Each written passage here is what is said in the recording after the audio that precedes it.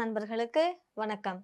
தமிழக வெற்றி கழகத்துல இருக்கக்கூடிய அமைச்சர்கள் அவங்க துறை மட்டும் இல்லாம அடுத்த துறைக்கும் சேர்ந்து ஆய்வுக்கு போறாங்க.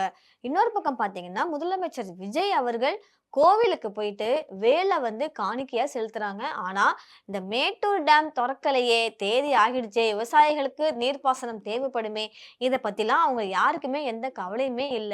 கேட்டா போன வருஷமே மேட்டூர் டேம்ல எல்லா தண்ணியும் திறந்து விட்டுட்டாங்க அப்படின்ற மாதிரி சில அறிவுஜீவிகள்லாம் பதில் சொல்லிட்டு இருக்கிறாங்க. இத திண்டுக்கல் லியோனி அவர்கள் இவங்களுடைய ஆட்சி எப்படி இருக்குன்ற மாதிரி சில நிறைய விஷயங்கள சொல்லியிருக்கிறாங்க. அதாவது விளாசியிருக்காங்கன்னே சொல்லலாம். என்னன்னு பாத்தரலாமா?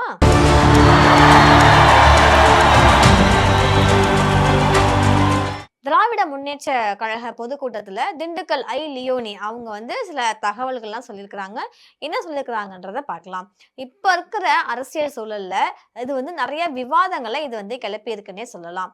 குறிப்பா தமிழக முதலமைச்சரா இருக்கக்கூடிய ஜோசப் விஜய் இவங்க மேல ஒரு கடுமையான நிர்வாக ரீதியான விமர்சனங்களை அகில இந்திய அளவில் காங்கிரஸ் தலைவர் ராகுல் காந்தி அவங்களுடைய அரசியல் நகர்வுகள் இது குறித்தும் லியோனி அவர்கள் நிறைய பேசியிருக்கிறாங்க. அதாவது சாடமடையா பேசுவாங்கல்ல, அது மாதிரி பேசியிருக்காங்க. இதுதான் இன்னைக்கு அரசியல் வட்டாரத்துல பரபரப்பை ஏற்படுத்தி இருக்கு. இப்ப தமிழகத்துல முதலமைச்சரா இருக்கக்கூடிய முதலமைச்சர் விஜய் அவர்கள் ஜோசியத்தை நம்பிதான் ஆட்சியில அமர்ந்திருக்கிறாங்க அப்படின்ற மாதிரி அவர் சொல்லியிருக்காரு. இப்ப எம்ஜிஆர் காட்டிய வழியை நான் பின்பற்றேன், அதை நான் கடைபிடிப்பேன் அப்படின்ற பேர்ல விவசாயிகளுக்கு மேட்டூர் அணைக்காக காத்து கொண்டிருக்கிற இந்த நேரத்துல அவர் என்ன பண்றாரு, கொல்லூர் மூகாம்பிகை கோயிலுக்கு போயிட்டு அங்க ஆன்மீகத்துல அவர் மூழ்கி இருக்காரு. நெத்தியில ஒரு கருப்பும் இல்லாம மெருனும் இல்லாம கலந்த மாதிரி ஒரு பொட்டு வச்சிருக்காரு. ரைட் ஹேண்ட்ல ஒரு சிகப்பு கலர்ல ஒரு கயிறு கட்டியிருக்காரு. அதனால அவர் ஜோசியக்கார் என்ன சொல்றாரோ அதுதான் செய்யறாருன்ற மாதிரியும் சொல்லியிருக்காரு. ஆனா அங்கேயும் அவருக்கு தெரியாமலேயே திராவிட முன்னேற்ற கழகத்துடைய கருப்பு சிவப்பு வண்ணங்களை தான் அவர் வச்சிட்டு இருக்காருன்ற மாதிரி அவர் சொல்லியிருக்காரு. ஏன்னா அமைச்சரவை ஒரு பெரிய குழப்பத்துல இருக்கு. முதலமைச்சருக்கே தன்னுடைய அமைச்சர்களுடைய பெயர்கள்லாம் வரிசையா தெரியல அப்படின்ற மாதிரி தான் சூழ்நிலை இருக்கு. அமைச்சர்களுக்கு தங்களுடைய துறை தங்கள் டிபார்ட்மெண்ட் என்ன அப்படின்றதே அவங்களுக்கு புரியல. இப்ப தேர்தல் பரப்புரையெல்லாம் போனாங்க இல்லையா, அப்ப அவங்க கொடுத்த வாக்குறுதிகள் எதையுமே அவங்க இது வரைக்கும் நிறைவேற்றல. ஆட்சிக்கு வந்த அடுத்த நொடியே உங்களுக்கு பஸ் எல்லாம் ஃப்ரீ தான், எல்லா கேர்ள்ஸுக்குமே மகளிருக்கு எல்லா பஸ்ஸுமே சென்னையில இருந்து கன்னியாகுமரி வரைக்கும் பஸ் ஃப்ரீன்ற மாதிரி சொன்னாங்க, செய்யல. அதற்கப்புறமா 6 சிலிண்டர் இலவசம்னு சொல்லியிருந்தாங்க. சொல்லி மக்களை ஏமாத்தி இருந்தாங்கன்னே சொல்லலாம். ஆனா அது வராது அப்படின்னு நிறைய பேருக்கு தெரிஞ்சிருக்குது. இந்த ஒரு ஒரு காமெடியில சொல்லுவாங்கல்ல, வடிவேலு சார் வண்டி வரும் ஆனா வராது அப்படின்ட்டு நடிகர் வடிவேல் அவர்கள் ஏமாறுவாங்க இல்லையா, அந்த ஒரு நிலைமைக்கு தான் இன்னைக்கு மக்கள் தள்ளப்பட்டிருக்கிறாங்க. முதலமைச்சர் ஜோசப் விஜய் அவங்க சென்னை கோட்டைய ஒரு செட்டிங் மாதிரி டீல் பண்ணிட்டு இருக்காங்க. இப்போ ஒரு செட்டு போட்டு ஷூட் போவாங்கல்ல, அது மாதிரி சென்னை கோட்டையவே ஒரு செட்டு மாதிரி ரெடி பண்ணி முதலமைச்சராக அவர் ஷூட்டிங்ல நடிச்சுட்டு தான் இருக்கிறாரே தவிர இதுக்கு முன்னாடி இருந்த முன்னாள் முதலமைச்சர் மு.க.ஸ்டாலினை மாதிரி மக்கள் நலனுக்காக எந்த ஒரு முத்தான கையெழுத்துகளுமே அவர் போடல, மக்கள் நலனுக்காக யோசிக்கல. தமிழகத்துல இருக்கிற சகோதரிகள் அப்புறம் தாய்மார்கள் இன்னைக்கு அரசு பேருந்துகள்ல விடியல் பயணம் அப்படின்ற திட்டத்தின் மூலமா கட்டணம் இல்லாம இலவசமா பயணம் செய்த மகளிர்கள் இன்னைக்குமே இருக்கிறாங்க. சோ அந்த மகளிர்கள் பயணம் செய்யற ஒவ்வொரு தருணத்திலுமே தமிழ்நாட்டை உண்மையிலேயே ஆட்சி செஞ்சுட்டு இருக்கிறது யாருன்னு பாத்தீங்கன்னா திமுக தலைவர் முத்துவேல் கருணாநிதி ஸ்டாலின் தான்ற மாதிரி அவர் சொல்லியிருக்காரு. ஏன்னா கடந்த காலங்கள்ல கலைஞர் கருணாநிதி அவர்கள் பேருந்துகளை அரசுடைமையாக்கி வழிவகை செஞ்சிருந்தாங்க. அந்த மாதிரி அவர் செய்யாம இருந்திருந்தாங்கன்னா இன்னைக்கு இருக்கிற முதலமைச்சர் இப்படிப்பட்ட இலவச திட்டங்களை எல்லாம் பேருந்து திட்டங்களை எல்லாம் அறிவிச்சிருக்கவோ இல்ல செயல்படுத்தவோ முடியுமான்றது பெரிய டவுட் தான். அடுத்ததாக காங்கிரஸ் கட்சி திமுகவுடைய முதுகுக்கு பின்னால் குத்திடுச்சுன்னு சொல்றாங்க இல்லையா, நாடாளுமன்றத்துல மோடியை ராகுல் காந்தி திடீரென கட்டி பிடிச்சு அவங்க கண்ணடிச்சு சைகை பண்ணிக்கிட்டாங்கல்ல, அப்பவே அவரு பாஜகவை தான் ஜெயிக்க வைக்க போறாரு அப்படின்ற மாதிரி ஒரு நிதர்சனமான உண்மையா ஆயிடுச்சு. பீகாராக இருக்கட்டும் இல்ல மேற்கு வங்கமாக இருக்கட்டும் இல்ல உத்தரப்பிரதேசம் இந்த மாதிரி மாநிலங்கள்ல கூட்டணி கட்சிகளுக்கு காங்கிரஸ் அவர்கள் ஒரு சரியான ஒத்துழைப்பு தரல. அதனாலதான் அங்கெல்லாம் வந்து பாரதிய ஜனதா கட்சி ஈஸியா வந்து ஆட்சி அமைச்சிட்டாங்க. இதுதான் வந்து காரணம். காங்கிரஸே வந்து முன்மொழிய தயங்கிய காலத்துல ராகுல் காந்தி அவர்களை பிரதமர் வேட்பாளர் அப்படின்னு முதலா துணிச்சலா அறிவித்தது யாருன்னு பாத்தீங்கன்னா கண்டிப்பா மு.க. ஸ்டாலின் தான். ஏன்னா எல்லாருமே வந்து ராகுல் காந்தி அவர்களை பப்பு பப்பு அப்படின்னு தான் கிண்டல் பண்ணிட்டு இருந்தாங்க. ஆனா மு.க. ஸ்டாலின் மட்டும்தான் அவருக்கு துணையா இருந்து பிரதமர் வேட்பாளர்னு சொன்னாங்க. அதுக்கு பிராயச்சித்தமாக தான் ராகுல் காந்தி அவர்கள் கோயம்புத்தூர்ல கேக் ஒண்ணு வாங்கிட்டு வந்து அதுல என்னுடைய அண்ணன் வந்து ஸ்டாலின் அப்படின்ற மாதிரி எழுதி கட் பண்ணாங்க. அப்போ வந்து கட்டிப்பிடித்த காட்சிகள் எல்லாமே இருந்தது இல்லையா? இப்ப இந்த கூட்டணி கட்சிகள் டிஎம்கே தனித்தனியா பிரிஞ்சு போயிட்டாங்க.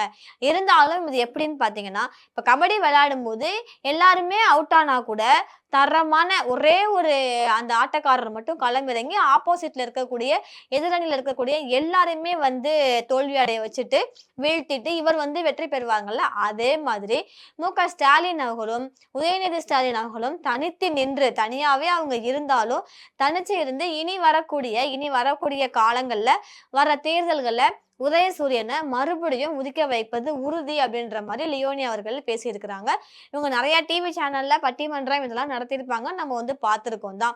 டிஎம்கே உடைய ஒரு நட்சத்திர பேச்சாளர் அப்படின்னே சொல்லலாம். இவர் வந்து பயங்கரமா விளாசி இருக்காரு. இப்ப நீங்க வாக்கு சேகரிக்க போகும்போது நிறைய வாக்குறுதிகள்லாம் கொடுத்து ஓட்டு சேகரிச்சீங்க இல்லையா? குழந்தைங்களெல்லாம் வச்சு நீங்க ஜெயிச்சிட்டீங்க. ஒரு பக்கம் வந்து ரூட் மாஃபியா, ரீல்ஸ் மூலமா தான் நீங்க ஆட்சியே பிடிச்சிருக்கீங்கன்றாங்க. குழந்தைங்க சொல்லிதான் பெத்தவங்க நிறைய பேர் உங்களுக்கு ஓட்டு போட்டிருக்காங்க அப்படின்னு இருக்காங்க. ஆனா நீங்க தமிழ்நாட்டு மக்களுக்கு என்ன நீங்க செஞ்சிருக்கீங்க? இது வரைக்கும் நீங்க என்ன செஞ்சிருக்கீங்க? புதுசா ஒரு திட்டம் நான் இது செஞ்சிருக்கேன்னா கண்டிப்பா அது கிடையாது. 200 யூனிட் மின்சாரம் தரேன்னு சொன்னீங்க. ஆனா பவர் கட் பண்ணிட்டு ஒவ்வொரு பக்கமும் போராட்டம் தான் நடந்துகிட்டு இருக்குது. அதுவும் வந்து சக்சஸ் ஆகல. அதே மாதிரி 500 யூனிட்டுக்கு மேல யூஸ் பண்ணவங்களுக்கு அந்த 100 யூனிட் கூட மைனஸ் பண்ணல. எல்லாருமே வந்து அதிகமா தான் கரண்ட் பில் கட்டிட்டு இருக்காங்க. இதோட ஒரு பெரிய ஷாக் என்னன்னு பாத்தீங்கன்னா, ஜூலை மாசத்துல இருந்து கரண்ட் பில்லுடைய ரேட் அதிகமாகும் அப்படின்ற மாதிரி ஒரு நியூஸும் வந்து வந்துகிட்டு தான் இருக்குது. அதற்கு அடுத்ததாக பாத்தீங்கன்னா, ஜூன் மாசம் அப்படின்னாலே ஃபர்ஸ்ட் வந்து ஸ்கூல்ஸ்லாம் ஓபன் பண்ணுவாங்க. அதை தொடர்ந்து மேட்டூர் டேம் மேக்சிமம் ஜூன் 12 அந்த டேட்ஸ்ல அது கொஞ்சம் முன்ன பின்ன ஆகலாம். அந்த டேட்ல மேட்டூர் டேம் ஓபன் பண்ணி காவிரி நீரானது தமிழகத்திற்கு வந்து வரும். கொள்ளிடம் வழியாக, கல்லணை வழியாக தமிழகத்திற்கு வரும். டெல்டா மாவட்டங்கள்ல இருக்கக்கூடிய அந்த தஞ்சாவூர், திருவாரூர், நாகப்பட்டினம், மயிலாடுதுறை இந்த மாவட்டங்கள்லாம் அந்த காவிரி நீர் மூலமா பலனடைவாங்க. ஸோ அதை மட்டுமே தான் நம்பி விவசாயத்துல அவங்க இறங்குவாங்க. ஆனா இப்ப ஜூன் இவ்வளோ தேதி ஆகியும் அந்த மேட்டூர் டேம் பத்தி அவங்க வாயே திறக்கல. காவிரி நீர் வரணுமே அதை பத்தி அவங்க பண்ணல.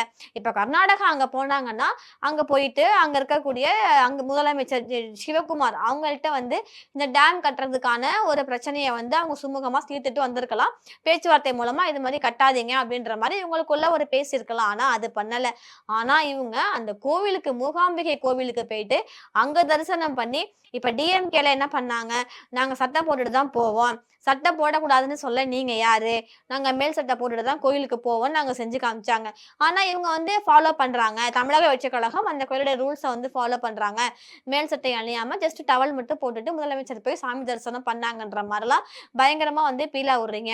ஆனா அது முக்கியம் கிடையாது. இப்ப மேட்டூர் டேம்ல இருந்து தண்ணி வரல, விவசாயிகள் கஷ்டப்படுறாங்க. ஏற்கனவே வந்து சிறு குறு பெரு விவசாயிகளுக்கு நீங்க வயித்துல அடிச்சது பத்தாதா? கடனை முழுமையா தள்ளுபடி பண்றேன்னு சொல்லிட்டு வெறும் 50,000 மட்டும் தான் நீங்க பண்ணியிருக்கிறீங்க. அதுவும் பெரு விவசாயிகளுக்கு வெறும் 5,000 மட்டும் தான் தள்ளுபடி பண்ணியிருக்கிறீங்க. இப்படி இருக்கும்போது எது விவசாயிகளுக்கு முக்கியமோ அது நீங்க பண்ணல. ஆனா நான் வந்து அடுத்த ஜென்மத்துல விவசாய குடும்பத்துல பிறக்கணும். விவசாயிகள் தான் நம் நாட்டினுடைய முதுகெலும்புகள் அப்படின்ற மாதிரிலாம் நீங்க டைலாக் பேசுறீங்க. நீங்க நல்லாவே நடிக்கிறீங்க அப்படின்றது தமிழக மக்களுக்கு தெரிய வந்துகிட்டே இருக்குது. இந்த ஒரு மாத கால ஆட்சியில மேக்சிமம் மக்கள் வந்து புரிஞ்சுக்கிட்டாங்க. நீங்க எந்த அளவுக்கு நடிச்சிருக்கிறீங்க, எந்த அளவுக்கு ரீல்ஸ் போட்டு மக்களை ஏமாத்திருக்கிறீங்க அப்படின்றத மக்கள் தெரிஞ்சுக்கிட்டாங்க. இன்னும் வருகாலங்கள்ல கண்டிப்பா உங்களை பத்தி ஃபுல்லா தெரிஞ்சிடுவாங்க அப்படின்றது நிதர்சனமான உண்மையாக இருக்குது. ஏன்னா முதல் 6 மாத காலத்திற்கு நாங்க டிவிக்கேவை விமர்சிக்க மாட்டோன்ற மாதிரி டிஎம்கே சொன்னாங்க. அதுக்காக நீங்க பண்ற தப்பு அதெல்லாம் வந்து பொறுத்துக்கிட்டு போவாங்க அப்படின்றது கிடையாது. நீங்க 1000 ரூபாய் போட்டீங்க. அது வந்து யாருடைய கட்டாயத்தினால போட்டீங்க? கண்டிப்பா டிஎம்கே வந்து அழுத்தம் கொடுத்ததுனால தான். உங்களால இப்ப இருக்கிற நிலைமையில 2500 போட முடியும் முடியாது. அட்லீஸ்ட் நான் குடுத்துக்கிட்டு இருந்த அந்த ரூ. 1000 உரிமை தொகையாவது மக்களுக்கு வந்து போகுற மாரி செய்யுங்கன்னு சொன்னதுனால, அத வந்து அவங்க போட்டாங்க. இப்ப இந்த மாசமும் அதே ரூ. 1000 வந்து தொடரும். அதே மாரி இலவச பேருந்து திட்டம். நான் நான் ஆட்சிக்கு வந்த உடனே எல்லாருக்குமே பஸ் ஃப்ரீன்னு அவங்க வந்து சொன்னாங்க. அந்த ரீல்ஸ் கூட இப்ப ரீசென்ட்டா வைரல் ஆயிட்டு இருந்துச்சு. ஏன்னா ஃபுல்லாவே முதலமைச்சர நம்ம ரீல்ஸ்ல தான் வந்து பார்க்க முடியுதுன்னே சொல்லலாம். அதான் திண்டுக்கல் லியோனி அவர்கள் தெளிவா வந்து சொல்றாங்க. இப்ப திடீர்னு நீங்க என்ன கருப்பு பொட்டு வச்சிருக்கிறீங்க, கையில சிகப்பு கலர் அதுவும் ரைட் ஹேண்ட்ல கயிறு கட்டியிருக்கிறீங்க. இந்த சிகப்பு, கருப்பு அப்படின்றது எதோடைய அடையாளத்த குறிக்கும்ன்றது எல்லாருக்குமே தெரியும். இது டிஎம்கே உடைய கலர் இது. நீங்க உங்களுக்கே தெரியாம நீங்க டிஎம்கேவ ஃபாலோ பண்ணிட்டு இருக்கிறீங்க. கருப்பு கலர் பொட்டும், சிகப்பு கலர் கயிறும் நீங்க வந்து யூஸ் பண்ணிட்டு இருக்கிறீங்க. வெறும் ஜோசியத்த மட்டுமே நம்பி நீங்க வந்து ஆட்சி செய்யாம, நிர்வாக திறமைய நீங்க வளர்த்துக்கோங்க அப்படின்னும் அவரு சைடுல அவரு கடுமையா விமர்சிச்சிருக்காரு.